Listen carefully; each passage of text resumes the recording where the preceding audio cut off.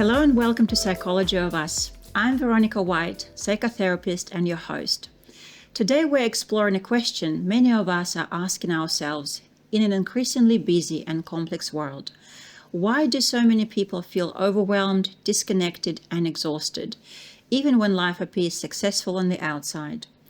We live in a culture that often encourages us to do more, achieve more, buy more, and be more. Yet, despite all the opportunities available to us, many people find themselves feeling stressed, anxious, uncertain about who they are, or disconnected from what truly matters.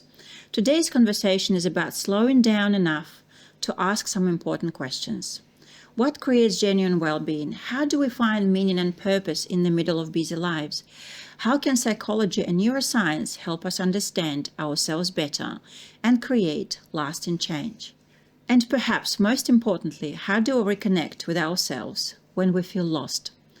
To help us explore these questions, I'm joined today by a psychologist, supervisor, speaker, and author, Faye Evans. She is a psychologist, speaker, and educator and author with more than 20 years of experience helping people navigate life's challenges, transitions, and opportunities for growth.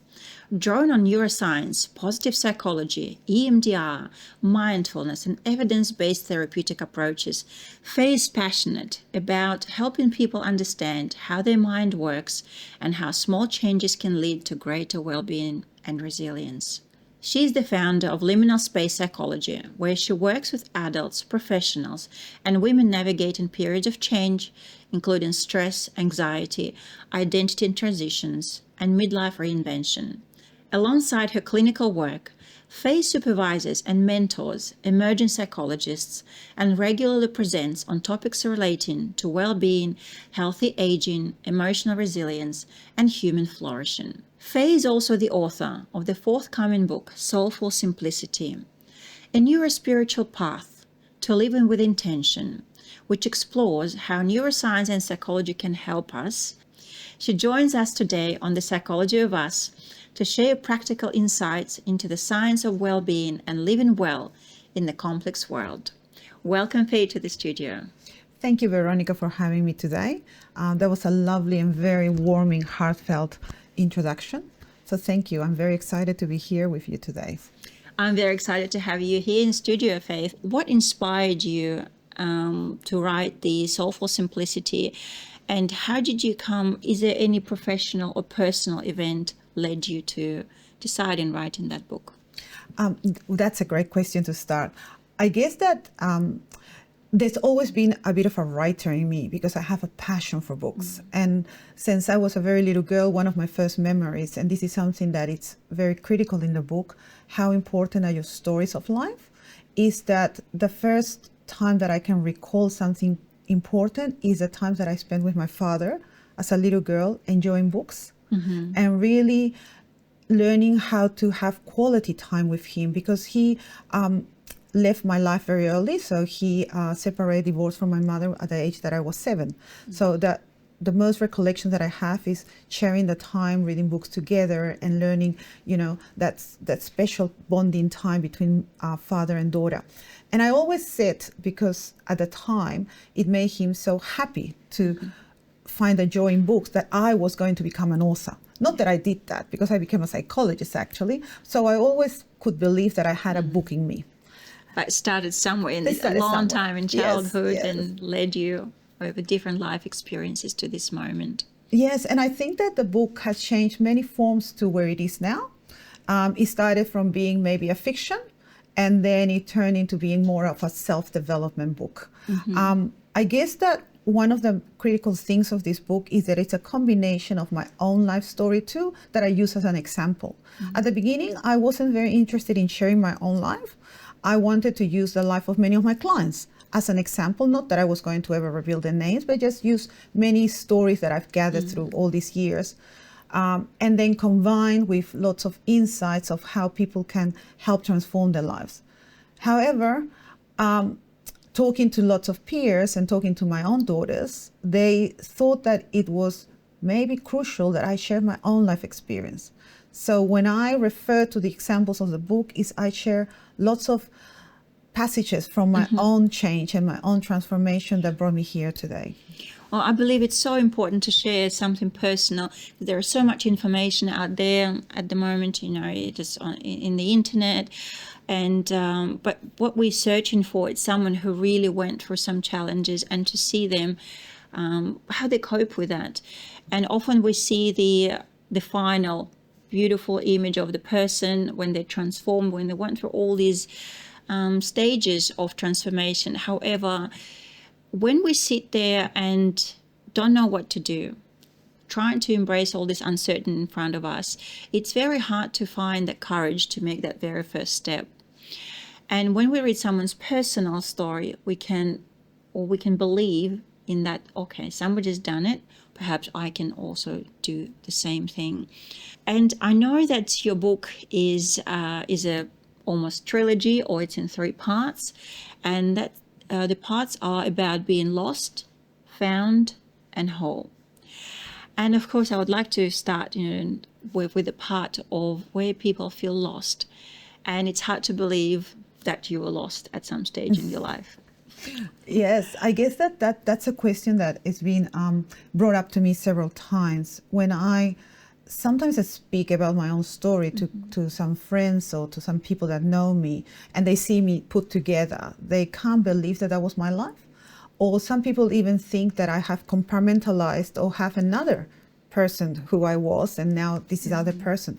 But I guess that we all go through life, right? And we all have chapters in our life. And through the different chapters, we renew ourselves. We have new versions of ourselves, and we all can construct those realities. We don't have to choose to be stuck in one. We don't have to choose to relive, our experiences, or to choose to be rehearsing and repeating in a loop the things that happen to us, because that's what keeps us lost. So when I think in life, I usually think that those stages are the stages of growth. We all, at some point of life, are lost. And then there is a stage where we all can gain clarity and awaken to step to be found. And then in that found process, it's still not there because we still don't know who we want to be or where we're going. It's like, I called it that liminal space, the space where I know I don't want to be that, but I still don't know who I'm going to become. So we're in the in-between. And then it takes years before we can reach that other stage where we can be whole. Now, the most important thing is that it doesn't matter where we are in life. This can happen within 1 year, 2 years, 3 or 50 years. It doesn't matter as long as we have the power and the intention to really want to change. The problem is that many of us sometimes they stay in one stage. So many people will stay lost. And they stay lost there for years and years and years. And they don't move through stages in life. So by bringing this book together with some kind of strategies, it's gathering the possibility that people maybe can see that they can step out of that. And they don't have to be, just circling around in the same. And maybe stepping into found. Or maybe from found moving into hold. Yes. And people can come and enter the book from any stages of that. Maybe some people are already found, but maybe they need to step into being whole. Or maybe some people are already whole, and maybe they just need, that little bit of level up into the next stage of reclaiming their purpose.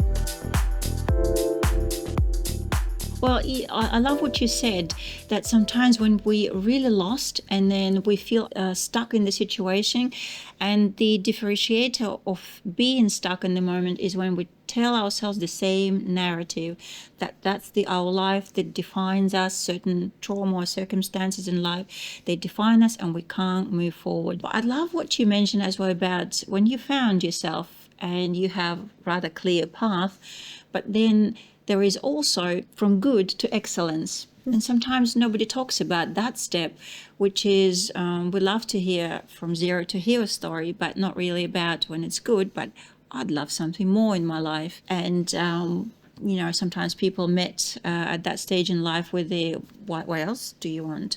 why more? Why can't you just be content or where you are? Everything goes well. And it does go well. How would you, what would you say on that, Faye? How do you go from good to being excellent? And what does it mean for people? Well, I think that it all depends where we are in life, right? And I think that we need to assess what's important to us and what matters. There is this need in life that we all have basic needs, right? And some people are surviving. So let's imagine, that some people are really struggling in life and the next goal is to survive. So that's, where they are in that stage, and they just need to make it through because they can't see anything further. But then if you have all of those needs already met, then you start to see a little bit further in the line, like you mentioned, right? And you start to think, okay, well, now I need to see maybe a goal or a purpose, or I need to see myself more empowered, or I need to set myself something further and where I can be able to achieve.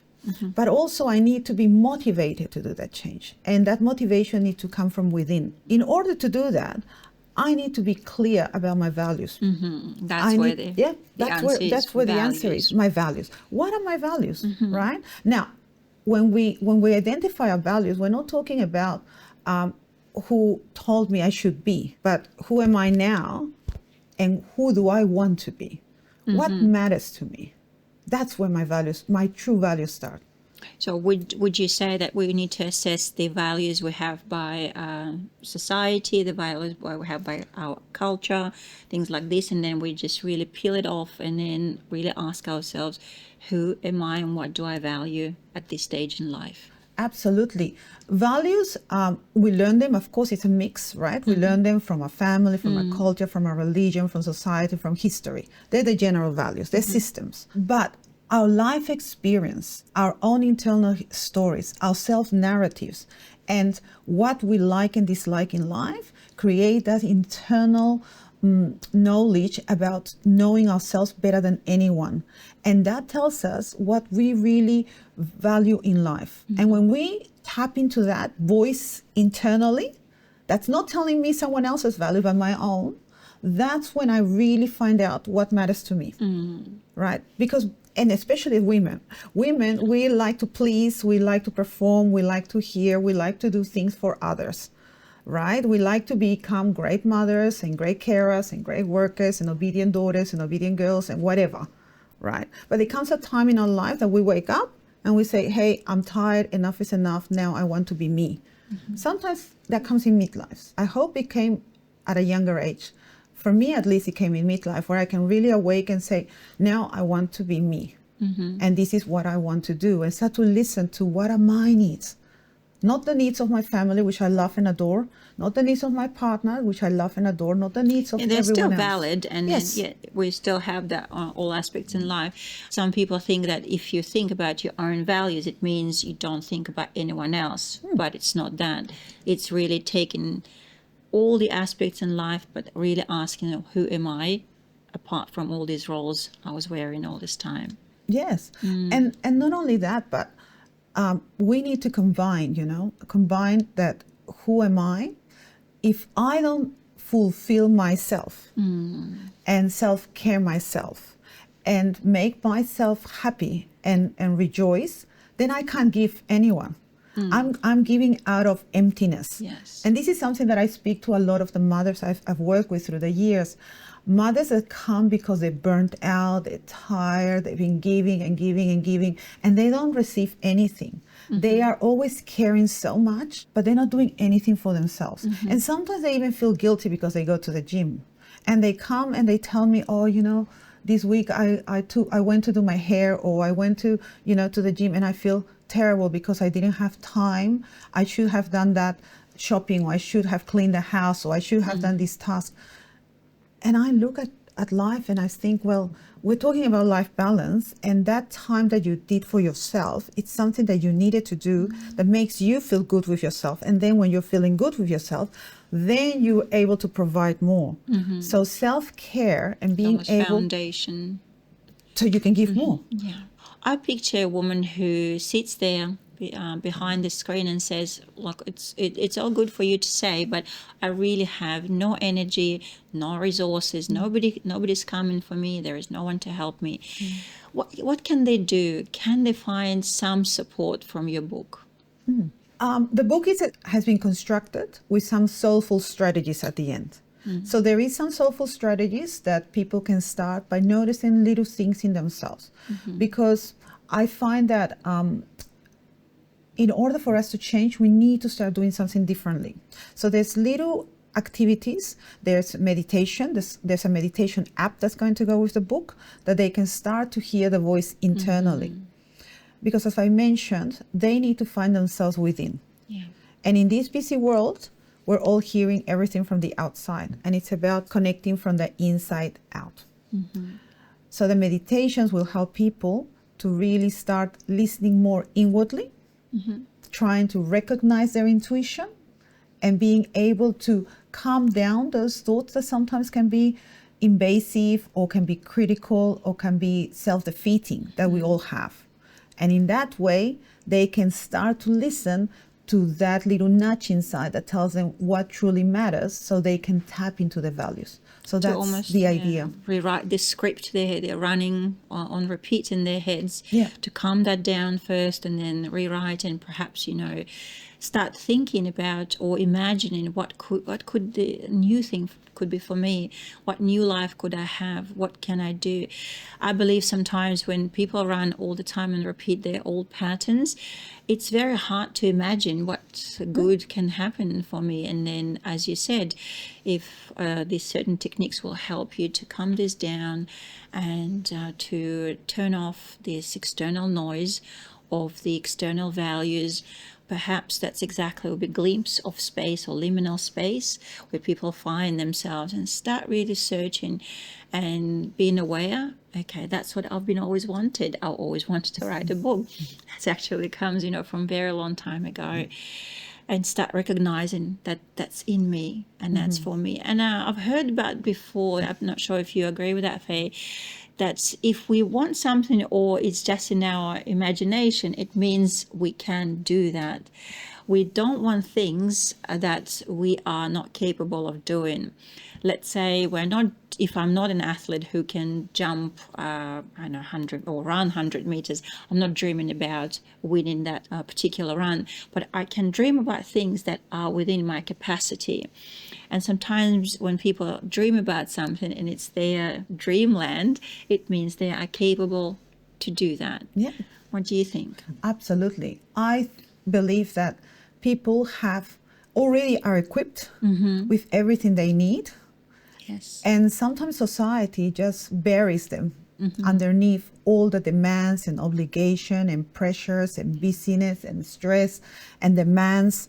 But underneath those layers is a person there with all their dreams and beliefs and their hopes and desires that are truth to them. We all come in some way to this world with a plan and a purpose. But do you know, Veronica, how many times women come to me and tell me, I don't have a purpose in this life. And I just can't deal with that. I can't believe that that's true, because I am a true believer that every human being that's in this world has a purpose, and that every human being in this world doesn't know it, even if it's a little thing, but they all have a reason to be here, and they all are connected, and they're all meant to be, and they're all in some way interconnected in this woven tapestry of human life, where they are meant to do something special. But they just need to tap into that. Interesting. And that reminded me as well about that your book is, it's based on the fusion of neuroscience, the psychology. Well, it's positive psychology, acceptance commitment therapy, and contemplative practice, because I like to talk not only of mindfulness, but across the board. We consider also, yoga and Tai Chi and all of the practices that actually can help you just tame your body in a way that it can start to listen.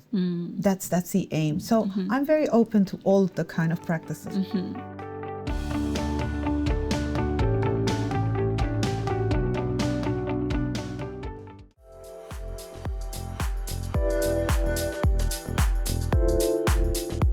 We need to talk about nervous system or the body to really regulate that first before we can start or plant new thoughts in our mind. Yeah, I guess that we all, in this world where we all the time are under pressure, we're all the time activated under the stress. Where our stress system is always hijacked by everything, right? And it just reminds me as well, from neuroscience perspective, how does body live in constant state of stress?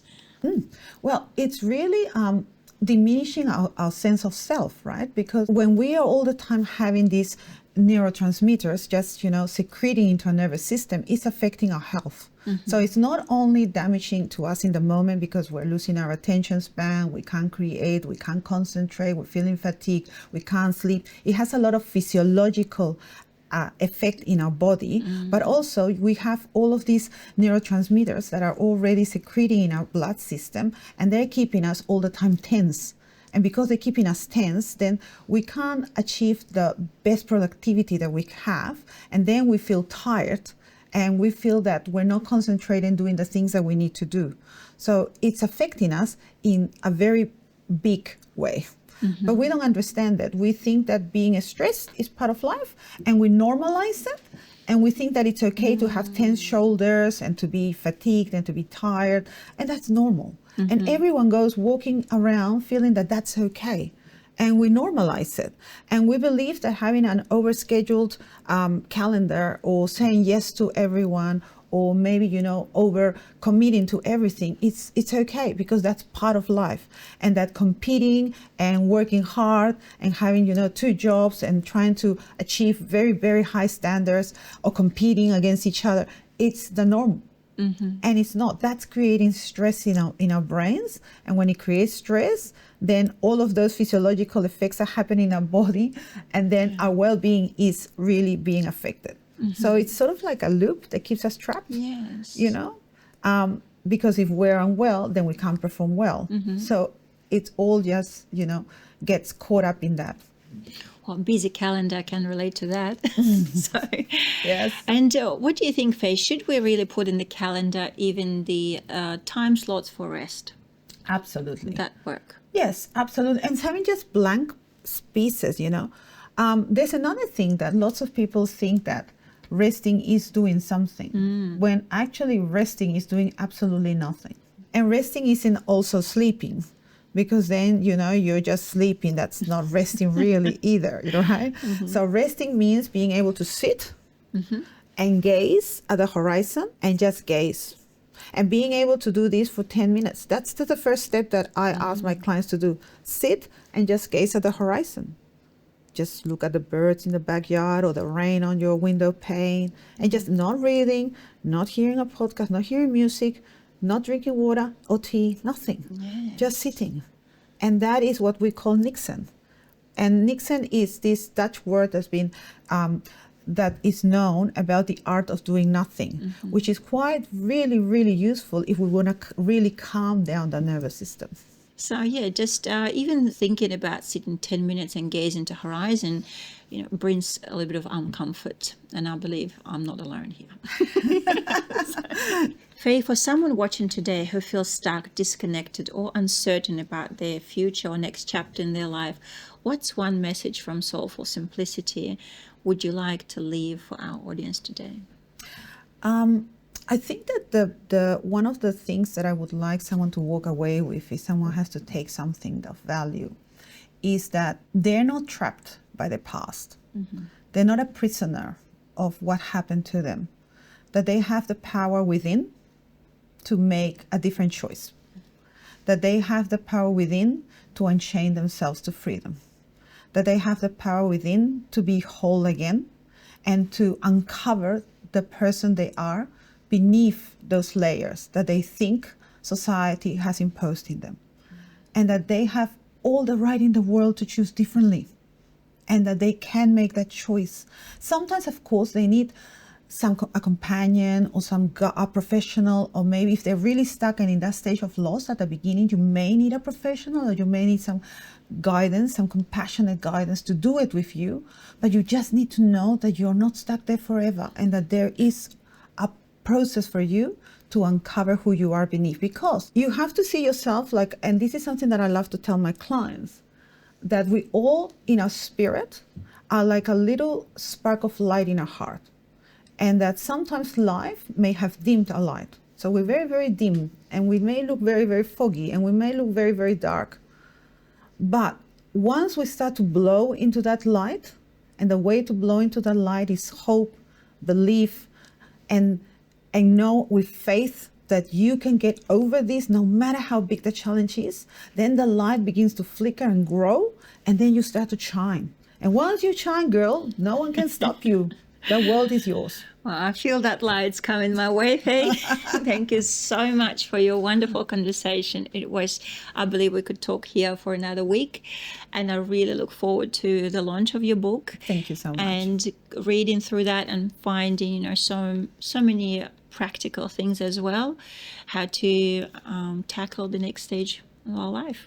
Thank you so much for having me, Veronica. It was a pleasure being with you. Thank you. Thank you.